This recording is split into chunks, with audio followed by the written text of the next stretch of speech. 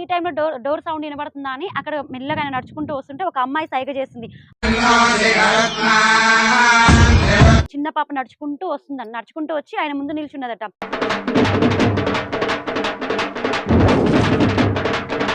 భవనం మొత్తం ఏమైంది? కాలిపోయింది.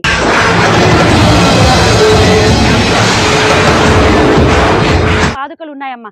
ఆ పాదుకల పేర్లు ఏమని పిలుస్తారంటే పీటర్ పాదుకలు. వజ్ర వైడూర్య సహితమైన అత్యంత విలువైన స్వర్ణ పాదుకలను ఆ మధుర మీనాక్షి తల్లికి రక్షకుడిగా ప్రభువుని రక్షకుడిగా అంగీకరిస్తేనే మీకు రక్షణ, మీకు పరలోకం, లేకపోతే మీరు నరకమే. ఎవరైనా నన్ను నమ్మి బాప్తిస్మం పొందితే వారు రక్షించబడుదురు, నమ్మని వారు శిక్షించబడుదురు. ఎప్పుడైనా చర్చి కడతాము అని వస్తే మాత్రం మీరు అసలు ఒప్పుకోకండి. మీకు ఆ అన్నయ్య వాళ్ళు ఉన్నారు, మీరు కూడా వాళ్ళకి సపోర్ట్ ఇవ్వండి. మీరు కూడా ఇక్కడ చర్చి వద్దని చెప్పండి. జై శ్రీరామ్. ఒకసారి జై శ్రీరామ్ చెప్పండి అందరూ. అయితే మేము ప్రోగ్రామ్కి వెళ్తా ఉన్నాము. వెళ్ళంగా ఇప్పుడు ఇంతకుముందు ఇక్కడికి వచ్చినప్పుడు మాకు చర్చి కనిపించలేదు. ఇప్పుడు కొత్తగా కడుతున్నారు ఇక్కడ చర్చి. క్యాన్సిల్ అయిపోయిందా? ఎవరు క్యాన్సిల్ చేశారు?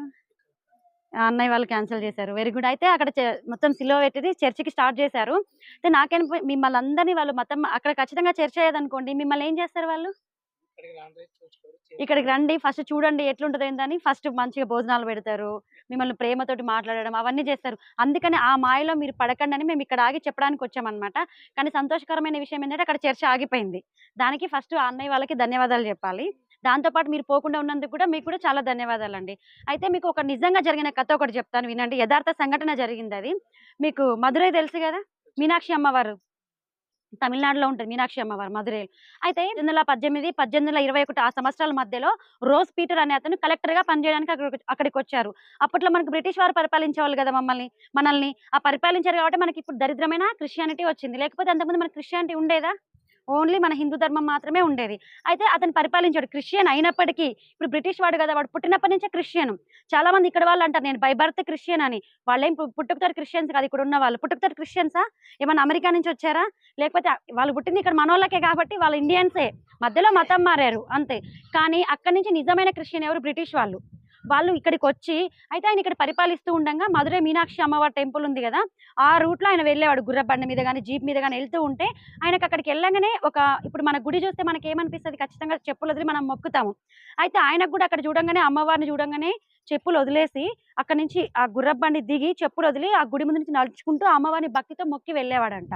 అలా రోజు ఆయన ఏ బండి మీద వెళ్ళినా, ఏ గుర్రం మీద వెళ్ళినా, జీప్ మీద వెళ్ళినా ఏం చేసేవాడు? చెప్పులు వదిలి ఆ గుడి దాటేంత వరకు నడుచుకుంటూ వెళ్ళేవాడు. ఎందుకు? మన హిందువులు ఇంతగా అమ్మవారిని గౌరవిస్తున్నారు, ఇంతగా నమ్ముతున్నారు, నిజంగా అమ్మవారిలో శక్తి ఉంది కావచ్చు, వీళ్ళు ఇంతగా అభిమానిస్తున్నారని ఆయన కూడా మన మీద గౌరవంతో ఏం చేశాడు?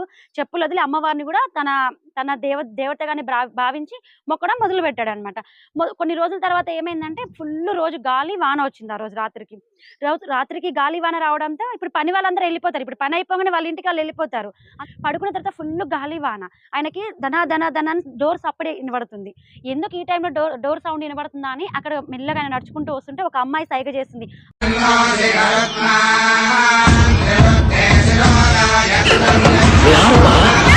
చెప్పులు లేకుండా ఒక లక్ష్మి అమ్మవారు ఉంటే ఎలా ఉంటది, చిన్న పాపకి మనం రెడీ చేస్తే ఎలా ఉంటది, అలా చిన్న పాప నడుచుకుంటూ వస్తుందని నడుచుకుంటూ వచ్చి ఆయన ముందు నిల్చున్నదట.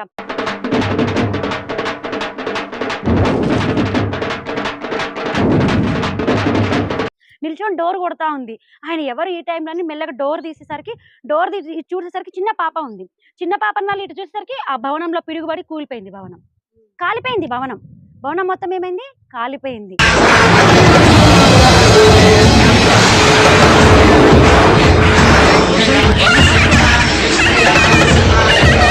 అంటే ఇప్పుడు చెప్పండి, ఆ బ్రిటిష్ రోజ్ పీటర్ అనే అతన్ని కాపాడింది ఎవరంటారు? అక్కడికి వచ్చి కాళ్ళకి చెప్పులు లేకుండా నడుచుకుంటా వచ్చి, ఎందుకు? ఆయన రోజు ఆమెను కాళ్ళకి చెప్పులు లేకుండా మొక్కేటోడు కదా. అదే ఉద్దేశంతో ఒక చిన్న పాప రూపంలో మీనాక్షి అమ్మవారు ఏం చేశారు? అతనికి వచ్చి అతని ప్రాణాలని కాపాడింది. ఆ భవనంలో పిడుగు పడితే అతను కూడా కాలిపోయి చనిపోయాడు కదా. అతని నమ్మకం ఏం చేసింది? అతన్ని కాపాడింది. అయితే ఆయన అప్పుడు విశ్వసించాడు, అతను నమ్మాడు. ఏంది? నన్ను కాపాడింది ఎవరు?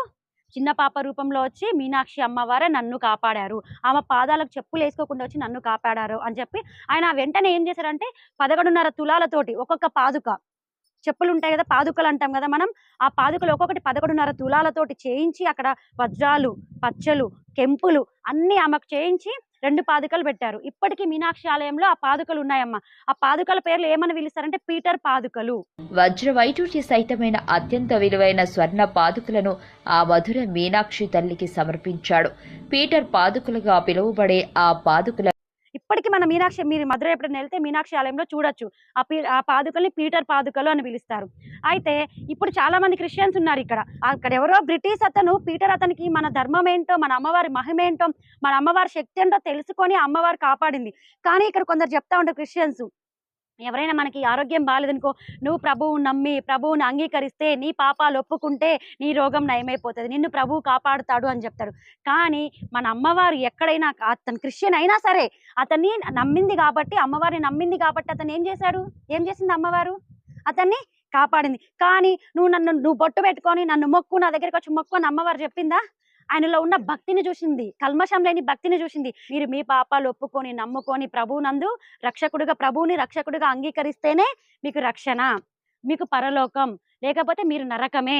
ఎవరైనా నన్ను నమ్మి బాప్తిస్మము పొందితే వారు రక్షించబడుదురు, నమ్మని వారు శిక్షించబడుదురు అని చెప్తారు. కానీ మన ధర్మంలో గాని, మన దేవీ దేవతలు గాని ఎక్కడా ఇలాంటివి చెప్పలేదు. చెప్పారా ఎక్కడన్నా? అయితే ఇప్పుడు చెప్పాను కదండి, ఇక్కడ చర్చ ఆగిపోయిందన్నారు కదా, సగం దరిద్రం పోయింది మీకు. లేకపోతే సండే ఆ పాటలు మీరు వినలేరు, ఆ మాటలు మనం వినలేము. కాబట్టి ఎవరైనా ఇన్‌కేస్ మళ్ళీ ఓపెన్ చేసి ఎప్పుడైనా చర్చి కడతాము అని వస్తే మాత్రం మీరు అసలు ఒప్పుకోకండి. మీకు ఆ అన్నయ్య వాళ్ళు ఉన్నారు. మీరు కూడా వాళ్ళకి సపోర్ట్ ఇయ్యండి. మీరు కూడా ఇక్కడ చర్చి వద్దని చెప్పండి. ఇప్పుడు మేము వచ్చాము, మా హిందూ ధర్మం గురించి మేము చెప్తున్నాం, మీరు అందులోకి వెళ్ళకండి అని. అలాగే క్రైస్తవ మతాలు ఇంటింటి తిరిగి చెప్తా ఉన్నారమ్మా.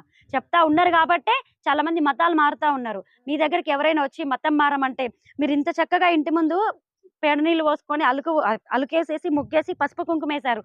రేపు మీరు మతం మారితే ఇలాంటివన్నీ చేసుకుంటారా? మీ ఇల్లు ఎలా ఉంటది? బోడగా ఉంటది. ఏమన్నా ఉంటదా? పాడుబడ్డట్టు ఉంటది. మీ మొహాల్లో లక్ష్మికలు ఉంటదా? ప్రేతకలు ఉంటది. కాబట్టి ఎవరొచ్చి మతాలు మారమన్నా మారకండి తల్లి. సరేనా? సరే, అందరూ ఒకసారి జై శ్రీరామ్ చెప్పండి. జై